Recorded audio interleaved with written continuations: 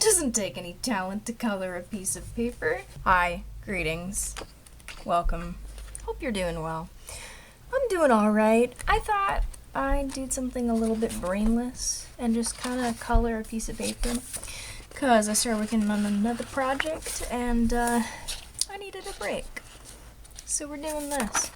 If you recognize this book, you know it was very, very popular in like, what, 2012? I think this is a 2012 trend, coloring books. Oh, 2015. I mean, that was 6 years ago, so yeah, that makes sense. I have done basically nothing with this. I colored this, and then I colored that, but I didn't even get very far. This trend was one of the weird ones. I mean, it wasn't that weird, because, you know, it's just coloring books. I have another one on my shelf that I just haven't touched at all, and I got it in, like, 2016, I think, but I didn't completely plan ahead. Do we want to color a tree? It sounds like a bad idea. Yeah, it looks like we're coloring a tree. Okay. I have this beautiful... What just fell? I don't know what that was, but the cat's right here, so he didn't do anything wrong. But anyway, as I was saying, I got this box of crayons, I think freshman or sophomore year of college. I've barely used them. Like, I get things and then I don't use them. Example A, example B, and I have a lot more examples around me, so let's just get started. All of these petals are going to be a nightmare to color, but I'm happy to continue coloring in this book. This is kind of nice. I don't know. This is going to take forever. What are you doing? The cat found a bottle cap. Okay, honey. Okay, honey. Go ahead. Go ahead. Oh man, I missed living with a cat. College was not the same. But the thing is that I dearly, dearly missed living with a wonderful feline friend because she's not dead, but I have a cat. She's just not here. She's at my parents' house because that's where she kind of belongs. That's her home now. Yeah, I have a lovely little old lady, and she is very cute and very pudgy and very angry. She is always on edge, but I love her very, very much. I am going to be devastated when she is no longer here. I'm gonna stop thinking about that. Change the subject. Yes, I have a lovely cat. I love her very much. I've returned, and I'm nail polishless. It started peeling, so I decided to get it off of my fingers. But yeah, it's been a couple of days since I started this. This is taking longer than I wanted it to, but it's simply because my roommates just don't want to stay away. But anyway, yeah, we're back. Let's move on to the petals. How did they invent crayons? Like, who said yes? Wax pens for children. Crayola has a lot of explaining to do. I don't have enough pinks in my life. I don't really wear a lot of pink clothing. I don't have a lot of pink stuff. My go-tos are usually green and blue and stuff, so this is a nice change from what I usually am looking at every single day. A lot of my stuff is blue. I'm boring like that, but I do really love green. You know, when I was a kid, I hated green. I don't even know why. I just really didn't like it as a color. I didn't respect it at all. But now I really like green. It's probably one of my favorite colors now. I have a lot of stuff that's green. I had a lot of pink and purple stuff when I was a kid, so I just kind of didn't really care about it as I got older because I was like, I want to get away from my childhood stuff. And now that I'm older, I'm growing to appreciate it again. I need more pink stuff in my life. Like Pepto-Bismol pink. Any pink will do. Millennial pink is rather nice. What is the difference between Millennial pink and Pepto pink? I think Millennial pink is a bit like, it's a lot calmer. Pepto pink is a punch in the face. Millennial pink tells you it has student debt. Pepto pink paid its debts with someone else's money. I kind of want an orange. Yeah. Okay. Was anybody's favorite Lunchable as a kid the ham and cheese and crackers one? Was it anybody's favorite? Because it definitely wasn't mine. I hated that one. It was kind of gross. I mean, I would eat any Lunchable now. If you handed me a ham and cheese and crackers Lunchable right now, I would definitely eat it because it's a Lunchable. and I don't really get to eat Lunchables all that often. But when I was a kid, that one was the gross one. Like, even the nachos weren't that bad. The nachos were a bit sketch. I will say the nachos ones are a bit sketch. But the pizza ones were top tier. The pizza ones are absolutely untouchable.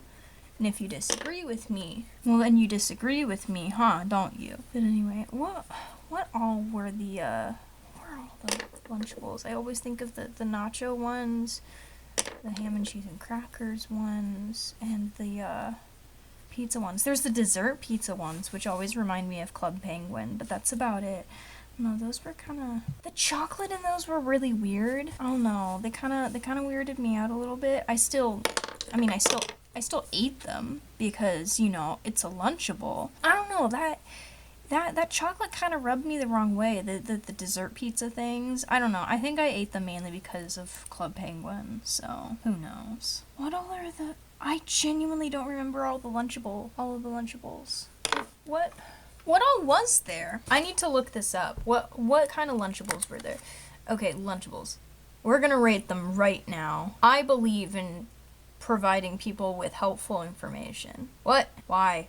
Types of Lunchables. Thank you. Okay. Oh yeah, and then there were the sets that came with like, oh my goodness, and then they would always come with a Capri Sun. Those were so good. Yeah, there's dessert pizza ones, ham and cheese and crackers. I feel like I'm not getting the information I need. Okay. What is a kebabble? Oh, it's like kebabs? Oh, ew. Ew. That's just their excuse to put less food in them. What? That's not cool. That's depriving your children of nutrients. There's Animal Crossing ones. Why are there Animal Crossing ones? They have tacos now? Are they out of their mind? I just feel traumatized. Oh my goodness, there's a Lunchables breakfast where it's just half of a waffle. No, that's not even half of a waffle. That's like a quarter of a waffle. What is this? Burgers? Are those chicken nuggets? Okay, I can respect that, I guess. As long as you microwave them, you know. Yeah, let's be real. Oh yeah, the ham and cheddar with crackers, the pizzas, the dessert pizza, and the nachos. Those are the only ones that exist, in my opinion. Everything else is heresy. Ooh, that's sketch. There are only 4 Lunchables in my mind. Ham and crackers and cheese, dessert pizza, nachos, and real pizza. Those are the only... I mean, the real pizza isn't even, you know, actually pizza. It's just like it's like pita bread with crappy sauce. I have a friend who's a pizza snob. And she hates the pizza places over here. She's an East Coaster. She hates every single pizza that she has ever been handed over here. And oh my goodness, it's so funny because I would love to know how she feels about Lunchables pizzas. Because if she doesn't think that Domino's is good pizza, I'd really like to think... I don't think that Domino's is that good. Like, it is technically pizza, and I do not mind the taste. But at the end of the day, it is pizza, and it's not that bad. But she hates it. She also hates Little Caesars. She also hates the pizza that our college provided in the dining hall. That pizza was the most reliable food source in that cafeteria, I will say.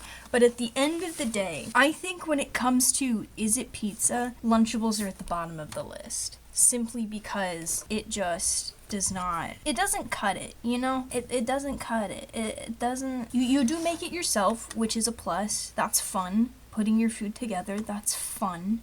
It's a good time. Thing is putting marinara and cheese and pepperoni on a piece of pita bread, is that pizza? What makes pizza pizza? Because pizza.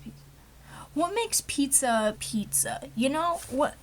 I don't know if I want to know the answer because I think it'll scare me. What are the qualifications for pizza to be pizza? Because I feel like I don't have enough information on the subject. I don't look into this because I don't want to know, and also I'm not a pizza snob. If you hand me a slice of pizza, I'm gonna put it in my mouth and I'm going to chew on it. I'm not picky when it comes to pizza. I've had pizza that sucks. I've had pizza that's not good, but that's about it. I don't have a qualified opinion opinion. I'm not a professional. I'm not good at, here's the deal, I'm not good at cooking in the first place, but I'm really bad at like cooking pizza. I am so bad at making dough. I just need to buy it from the store from here on out because I'm so bad at making it from scratch. I've made pizza dough from scratch and I am not good at it. And yes, practice is key to making good things well, but